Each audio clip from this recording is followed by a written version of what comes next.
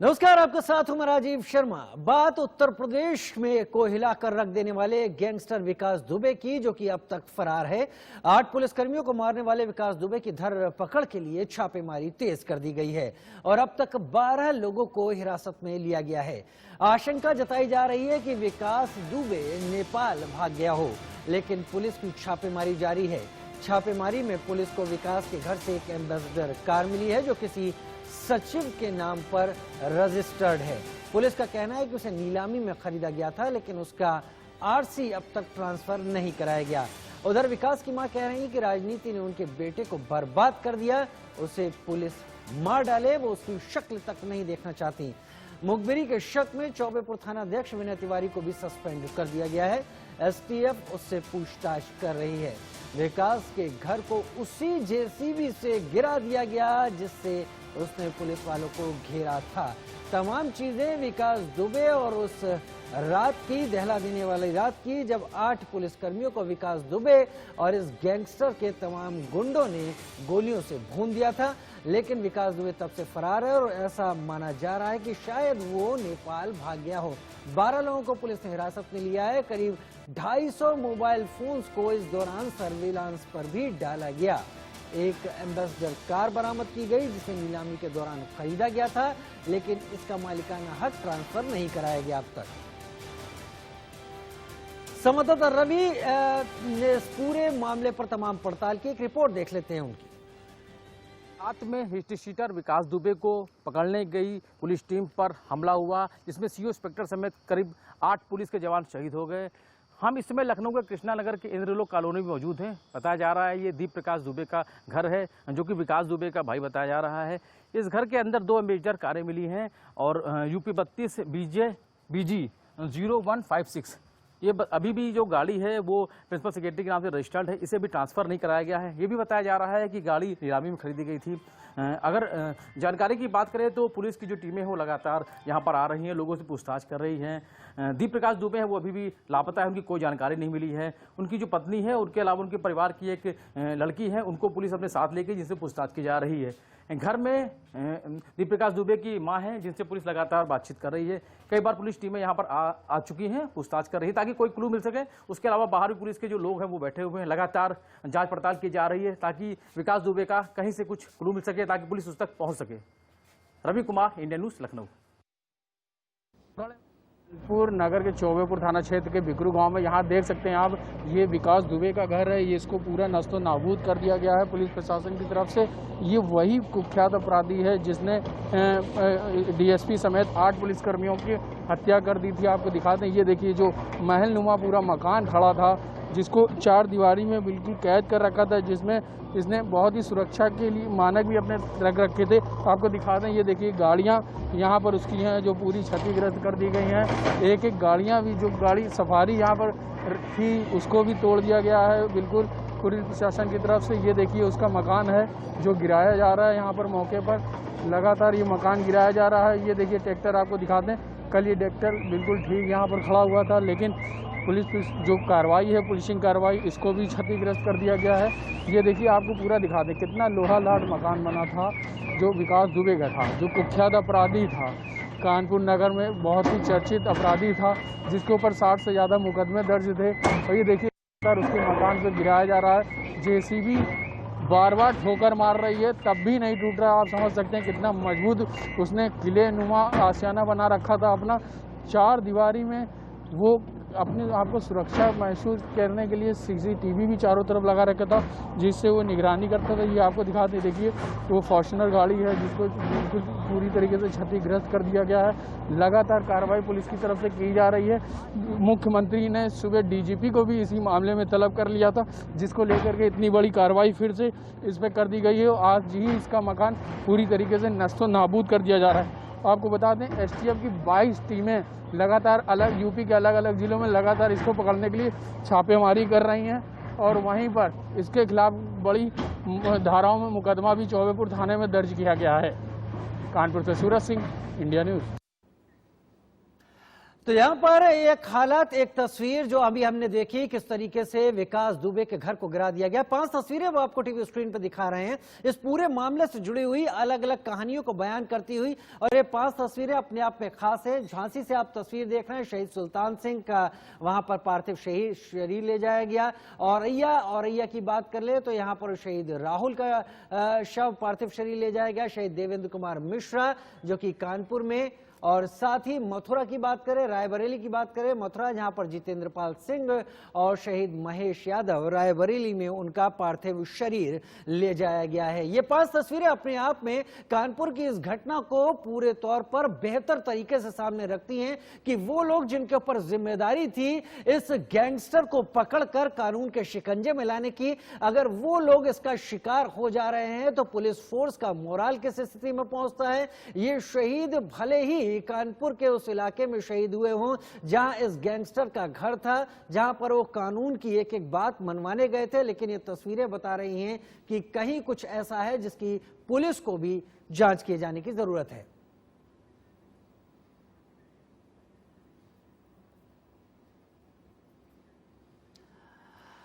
हमारे साथ हमारे तमाम साथी इस वक्त ज्यादा जानकारी के साथ जुड़ रहे हैं। हमारे साथ अजय शुक्ला जी जुड़ रहे हैं, हमारे साथ खुर्रम निजामी जुड़ रहे हैं, राहुल वाजपेयी जुड़ रहे हैं और हमारे साथ रवि कुमार ज्यादा जानकारी के साथ जुड़ रहे हैं। इससे पहले कि मैं अजय जी आपके पास आऊं और इस पूरी घटनाक्रम पर एक सिलसिलेवार आपसे विश्लेषण जानूं, मैं अपने भी संवाददाताओं के पास चलता हूं और सीधे सबसे पहले खुर्रम आपके पास आ रहा हूं।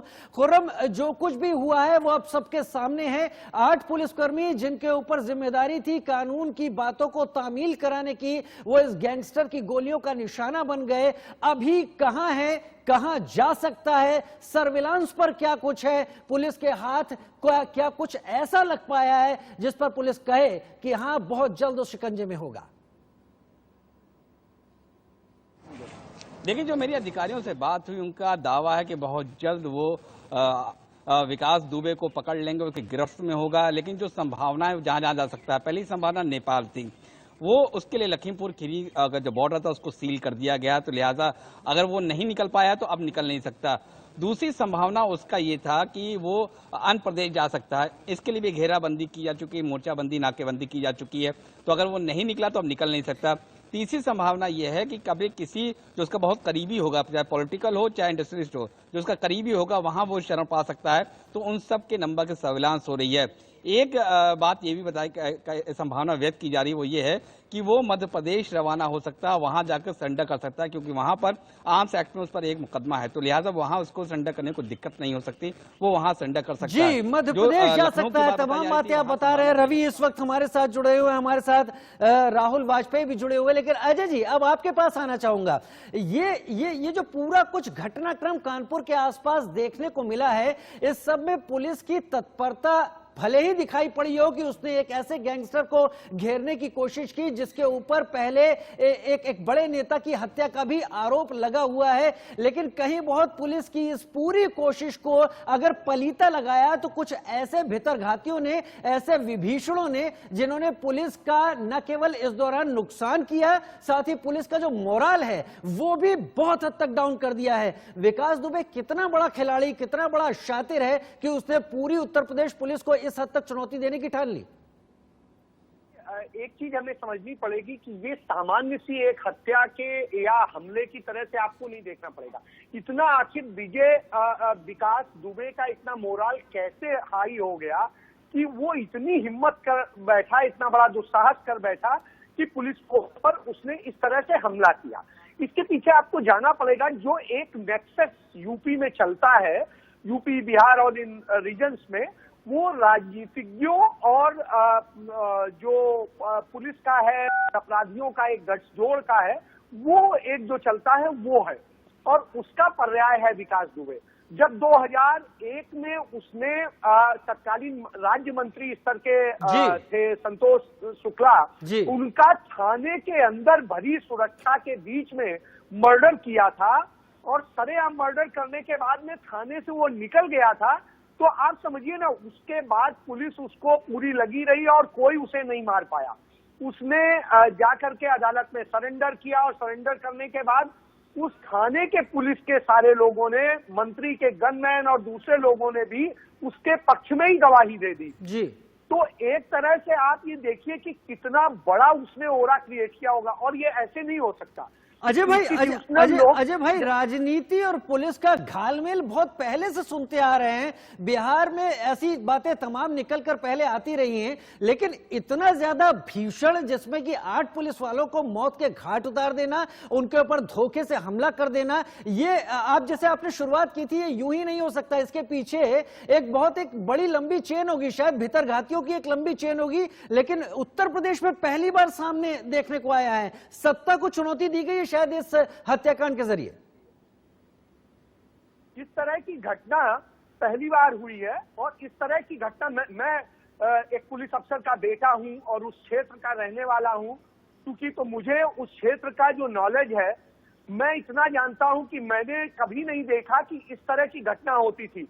मेरे एक मित्र जो उस समय कानपुर में ही एसपी एंटी डकैती थे जी, वो मुझे बता रहे थे कि वो उस समय जब उसने 2001 में मर्डर किया था मंत्री जी का, तो वो मौके पर गए थे और उन्होंने किस तरह से चीजों को देखा था और उन पे रिपोर्ट दी थी। आज आपको ये समझना पड़ेगा, तब जो है वो एक कैबिनेट मंत्री के समर्थन में था, उनके संरक्षण में था और दूसरे मंत्री का मर्डर करता है। तब भी वो भाजपा के एक बड़े और जो व्यापारी संगठन है पूरे देश का, उसके अध्यक्ष का वो साथ में था।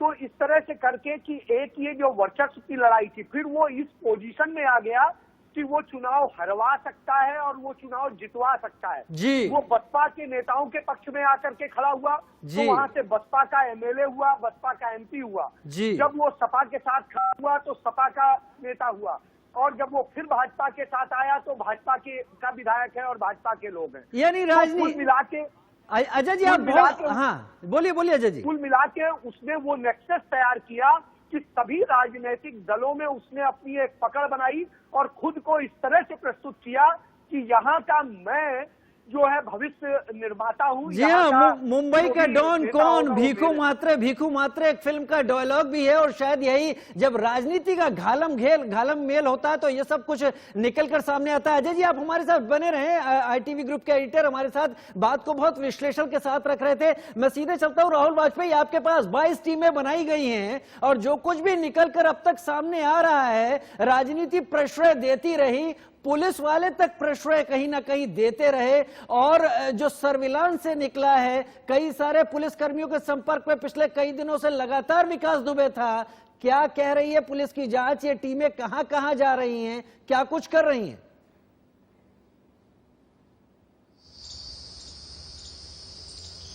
जी देखिए, मैं आपको बता दूं बिंदुवार तरीके से कि जो मेरी अधिकारी आईजी रेंज मोहित अग्रवाल साहब से बात हो रही थी, उन्होंने साफ तौर पे कहा कि कानपुर शहर के 40 थाने इस पूरे हत्याकांड में, जघन्य हत्याकांड में लगे हुए। इसके अलावा जो सीमावर्ती राज्य जो बॉर्डर के हैं, चाहे वो मध्य प्रदेश का बॉर्डर हो, चाहे राजस्थान का बॉर्डर हो, वहाँ भी टीमें रवाना हो चुकी हैं।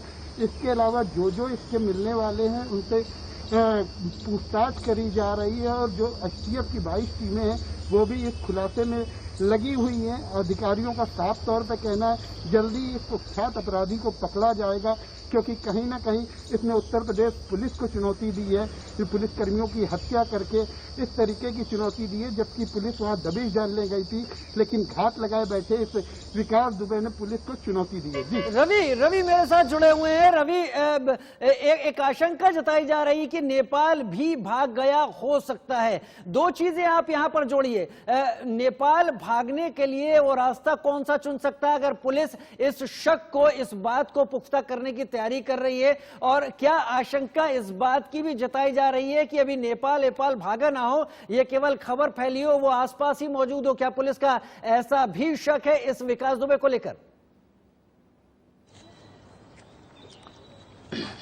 देखिए, संभावनाएं अलग अलग जताई जा रही हैं, लेकिन ये जरूर है कि करीब 250 से ज्यादा जो मोबाइल फोन है सर्विलांस के जरिए उनको चेक किया जा रहा है। उसके अलावा तमाम सारी जो टीमें हैं एसटीएफ की वो लगी हुई हैं, उसके अलावा यूपी पुलिस की तमाम सारी टीमें वो लगी हुई हैं। डीजीपी खुद इस मामले को देख रहे हैं, एडीजीएलओ खुद इस मामले को पूरी मॉनिटरिंग कर रहे हैं। उसके अलावा मुख्यमंत्री योगी आदित्यनाथ ने खुद इस मामले का संज्ञान लिया, साफ तौर पर सुबह डीजीपी को बुलाया था, साफ तौर पर पूरी पल पल की जो जानकारी वो उन्होंने ली थी। उम्मीद ये की जा रही है कि जल्द से जल्द विकास दुबे वो पुलिस की गिरफ्त में होगा, लेकिन संभावनाएं अलग अलग जताई जा रही, क्योंकि घटना को अंजाम देने के बाद क्योंकि 8 पुलिस के जवान थे वो शहीद कर दिए गए। उसके बाद कहीं ना कहीं एहसास हुआ, क्योंकि पुलिस की और टीमें पहुंच रही हैं और इसी अंदेशे के चलते वो वहां से लापता हो गया। अभी तक उसकी कोई जानकारी नहीं मिली, कोई लोकेशन नहीं मिली, लेकिन पुलिस उसके हर ठिकाने पर जाने की कोशिश बने कर रही रहिए है। आप हमारे साथ, रवि बने रहिए, तमाम लोग हमारे साथ बने रहिए। और जब मैं लौट के आऊंगा ब्रेक के बाद तो अजय जी आपसे ये जरूर पूछना चाहूंगा कि अगर इतना बड़ा गैंगस्टर है, इतना बड़ा हत्यारा है, तो आगे खेल किस तरीके से बदलेगा? क्या अब सरेंडर का खेल शुरू होने की कोई तैयारी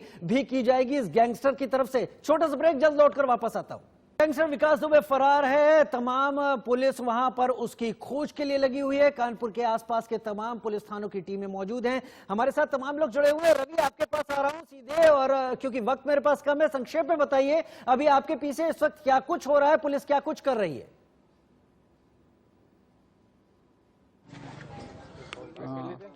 देखिए, ये विकास दुबे का एक घर है, उसके भाई का घर है ये यहाँ पर, और यहाँ पर कार्रवाई के नाम पे ये हो रहा है कि 2 अम्बेसडर गाड़ियाँ यहाँ पर मिली थी, एक सरकारी नंबर की जो कि नीलामी में खरीदी गई, तब इसका ट्रांसफर नहीं कराया गया है। उसके अलावा एक दूसरी अम्बेसडर कार है। यहाँ पर जो स्थानीय पुलिस है, एसीपी कृष्णानगर आ चुके हैं, कृष्णानगर पुलिस मौजूद है, और जो 3 गाड़ियाँ यहाँ से मिली है, 2 अम्बेसडर कार, उसके अलावा एक बुलेट वो मिली हुई है। यहाँ पर उनको लेकर जाए जा रहे हैं साथ में। हमारे साथ एसीपी साहब उनसे बात करेंगे। सर, क्या कुछ कार्रवाई हो रही है यहाँ पर विकास दुबे को लेकर?